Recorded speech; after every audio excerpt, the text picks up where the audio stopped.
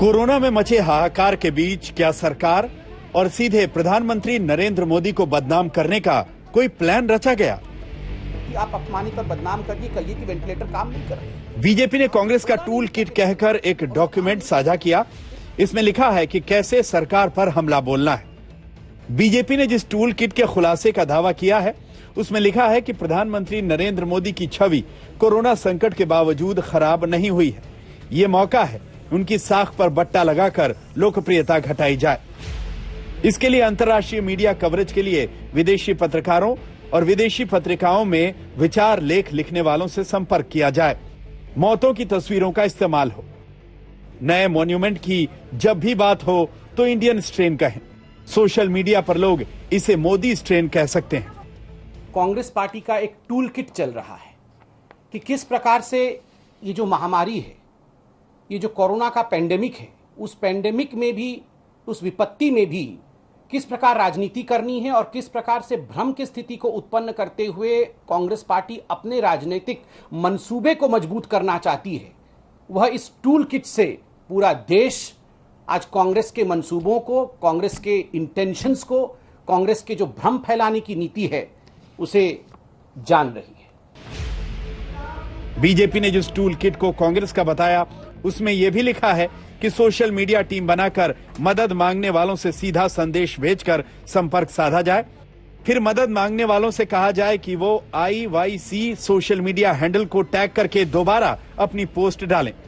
IYC के काम और बीजेपी के कामों का अंतर बताया जाए। इस टूल किट के बाद खुद बीजेपी अध्यक्ष JP नड्डा ने ट्वीट किया कि समाज को बांटने और दूसरों के खिलाफ जहर उगलने में कांग्रेस मास्टर है। जब देश कोविड-19 से लड़ रहा है, देश कांग्रेस के हथकंडों को देख रहा है। मैं कांग्रेस से कहूंगा कि टूल किट मॉडल से बाहर जाकर कुछ सकारात्मक करें। जो नया स्ट्रेन आया है, जिसको कि WHO में भी मना कर दिया गया है, इंडियन स्ट्रेन नहीं बुलाना है, उसके साइंटिफिक नाम से उसको एड्रेस करना है। मगर यहां कांग्रेस पार्टी कहीं ना कहीं जो निर्णय WHO में भी हुआ है उसके विपरीत जाते ये कह रही है कि आप उसको इंडियन स्ट्रेन बुलाइए और तो और उसे मोदी स्ट्रेन बुलाइए। बहुत ही दुखद है और कहीं ना कहीं देश को पूरे विश्व में अपमानित और बदनाम करने के लिए एक वायरस के स्ट्रेन को इंडिया के नाम पर, इंडिया के प्रधानमंत्री के नाम पर प्रतिपादित करने की जो चेष्टा है, मुझे लगता है ये कांग्रेस पार्टी के असली चेहरे को दर्शाता है। जब ये सारे इंग्रेडिएंट बीजेपी के इस हमले के बाद कांग्रेस रिसर्च डिपार्टमेंट के प्रमुख राजीव गौड़ा ने कहा कि AICC रिसर्च डिपार्टमेंट को बताकर बीजेपी फर्जी टूल किट प्रचारित कर रही है। हम बीजेपी अध्यक्ष JP नड्डा और प्रवक्ता संबित पात्रा के खिलाफ FIR करेंगे। राजीव गौड़ा ने अपने बयान में कहा है कि जब देश कोविड से तबाह है तब राहत पहुंचाने के बजाय बीजेपी शर्मनाक तरीके से धोखाधड़ी कर रही है।